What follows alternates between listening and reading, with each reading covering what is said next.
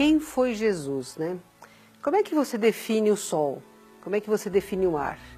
Como é que você define a água? Se você for usar uma definição científica, é aglomerado de átomos que se juntam, criando moléculas que resultam num determinado estado. Jesus talvez seja tudo isto, que Jesus é a reflexão pura do nosso Pai Celestial.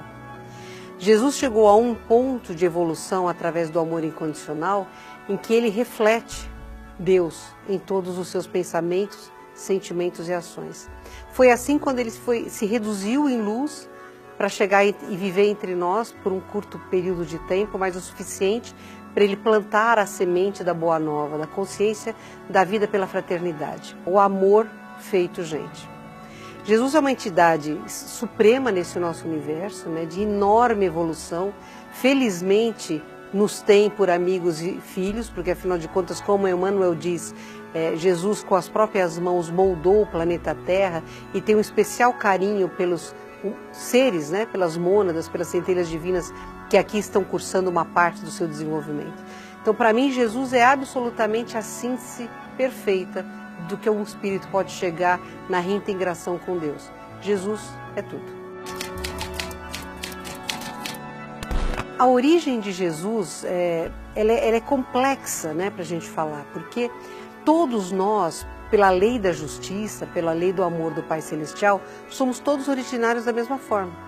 Nós nascemos como uma centelha divina, uma mônada, que vai cursando diferentes estágios evolutivos, numa escola que é um planeta, noutra escola que é outra, né?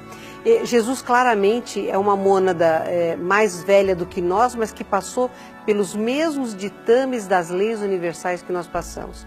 Qual é a diferença entre Jesus e nós? Ele fez escolhas certas, em momentos certos. Ele fez escolhas pelo todo e não pelo eu. Ele passou pelas dificuldades evolutivas que nós, com toda certeza, mas ele fez as escolhas certas. Ele abriu mão do eu em prol do nós há muito mais tempo do que nós. Claro, eu, até em benefício de mim mesma, eu quero pensar que ele é uma mônada mais velha. Então ele teve mais tempo para chegar lá.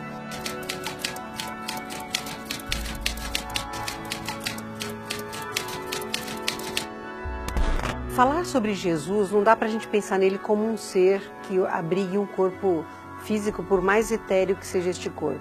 É muita energia, né? A gente sabe que para ele vir encarnar, não reencarnar, mas encarnar na Terra, porque houve só uma passagem dele por aqui, ele teve que se reduzir durante um número incontável de anos para que ele pudesse projetar-se dentro de um corpo mais denso, ainda que especial, com uma genética totalmente avançada para o homem daquela época, avançada para o homem desta época, que suportasse, ainda que por poucas dezenas de anos, o quantum energético deste espírito. Então, imagina um sol maior que o nosso, tá? O nosso sol é pequeno perto de Jesus.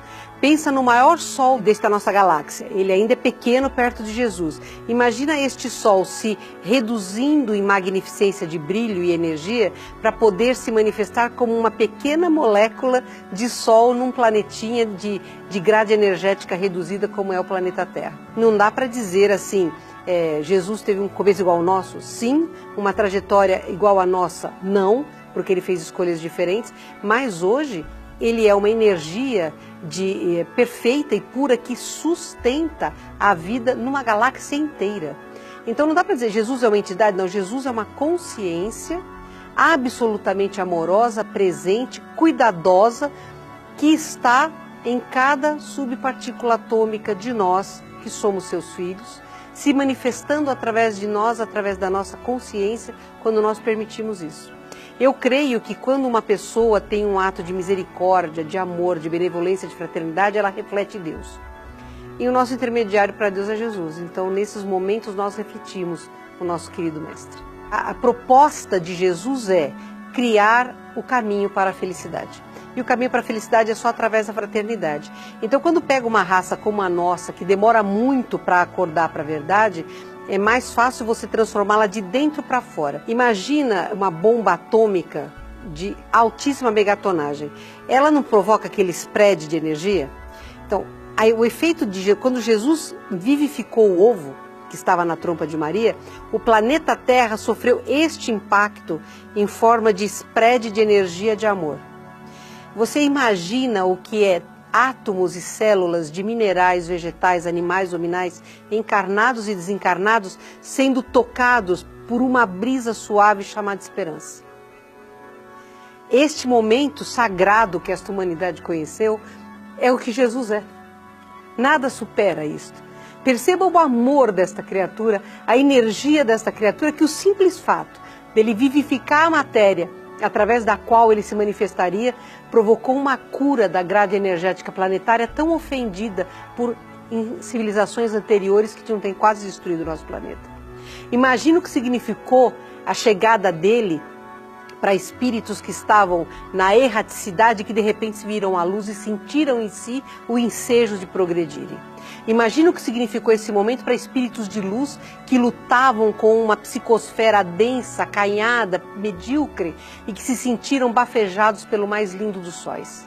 Imagina o que significou isso para os espíritos que estavam num umbral grosso, presos dos seus medos, que se travestem de ódio e necessidade de poder, que tiveram a quebra destes templos doentes, onde eles escondem o próprio coração, e que de repente, num segundo, puderam ser tocados pela misericórdia divina.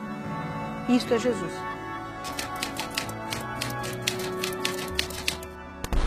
Eu encaro Jesus como um dos filhos de Deus que voltou à perfeição. E filhos de Deus somos todos. Mas sem dúvida nenhuma, nunca houve e jamais haverá na Terra um ser da hierarquia espiritual que Jesus é.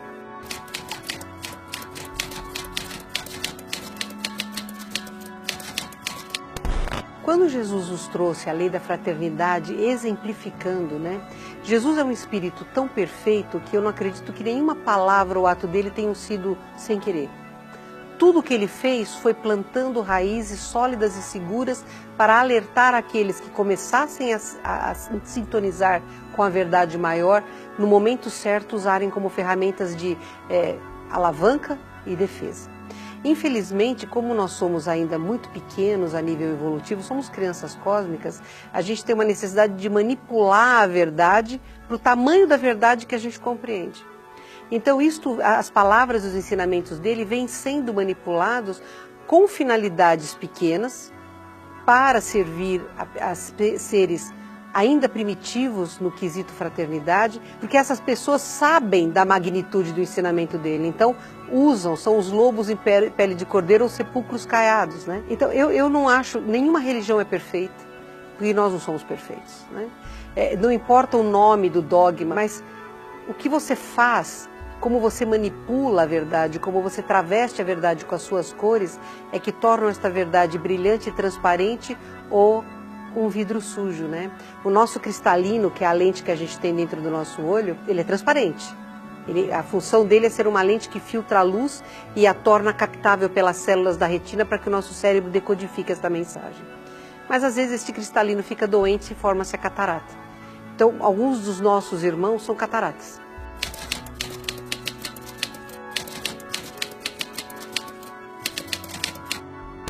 Muitas das coisas que Jesus fez, falou e ensinou não foi retratada nos evangelhos oficiais. Porque quando foi compilada a Bíblia, foi propositadamente feita uma Bíblia para criar a imagem de um Jesus fraco, depressivo, amoroso, maravilhoso, mas que trazia uma imagem de dor e depressão muito forte. Por quê? Porque é muito mais fácil você comandar pessoas pela dor, vitimizadas, do que pela expansão do amor. O amor expande, a dor fecha, a dor implode, né? Então imagina assim, são santos os cristãos. Quais são os cristãos que são santos? Os apedrejados, os esquartejados, os crucificados, os queimados, os comidos por animais, esses santificam, né? Então a imagem da dor, ela foi passada como símbolo do cristianismo. Quando foi que Jesus falou da dor? Jesus falou muito claro: eu sou o último cordeiro a ser sacrificado.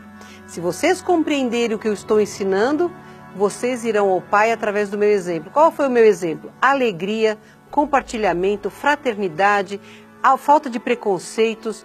Jesus foi um homem que viveu entre nós feliz.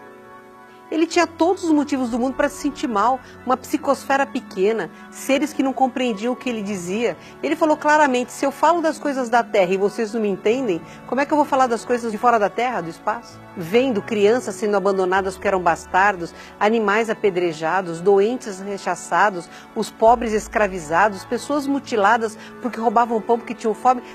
A gente é feliz com o que a gente vive aqui?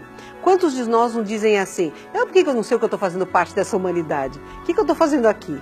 E, na verdade, nós estamos nessa humanidade por pura afinidade. E ele veio por meio dessa humanidade por puro amor. A diferença é radical. E ainda assim, Jesus viveu com um sorriso, quer nos lábios, quer no olhar. A aura dele era tão intensa e expandida que quando o mestre começava a falar, o mundo se iluminava. Então, é óbvio. Não tem como você criar paralelos, porque Jesus é único, né? Mas eles precisavam dar pra gente uma ideia de um Jesus triste e acabrunhado, porque assim a dor torna você mais frágil, a dor torna você mais vulnerável. A gente acabou acreditando, e isso é uma realidade, o que não vem pelo amor vem pela dor. Esta é uma verdade universal, mas a gente foi muito estimulado a crer na dor como forma de solução, e não é. A dor não interessa ao planeta, a dor não interessa a Deus, a dor não interessa a ninguém. Nós não precisamos da dor para evoluir. Nós precisamos sim compreender o que é viver em amor, né? Então, quando eles fizeram esta manipulação, até a modo de controle, eles geraram a necessidade de abstrair boas partes da vida de Jesus. Não tem muitas coisas da infância de Jesus que são maravilhosas. Do Jesus quando ele saiu da família para fazer um giro pela Índia, pelo Tibete, voltou pela Pérsia, o aprendizado, a finalização da expansão consciencial que ele precisaria ter para exercer a missão dele, né? E muitas das coisas que ele nos ensinou, nem nos evangelhos apócrifos estão. Né? O trabalho dele junto aos essênios, quer dizer, quantas coisas da vida dele hoje nós não temos acesso, mas eu tenho esperança de que em breve a gente comece a acessar estas verdades. Então, a manipulação está aí, mas nós temos ouvidos de ouvir, olhos de ver, né? E isso fará com que a gente possa compreender coisas sobre ele que a gente hoje ainda não tem acesso. Jesus foi um extraterrestre como todos nós somos extraterrestres. Isso está escrito no Livro dos Espíritos, quando o Espírito da Verdade diz a Kardec, você mesmo hoje é terrestre, mas terrestre você não foi. Então, assim como nós, o Mestre também não é originário do planeta Terra. Com 4,5 bilhões de anos, é muito difícil que qualquer um de nós seja um evolutivo primário do planeta Terra. Jesus moldou a Terra. Como é que ele pode ser terrestre se ele moldou a Terra com as próprias mãos, como o nosso querido Emmanuel ensina em Caminhos da Luz? Então, o Mestre, como nós, tem origem cósmica.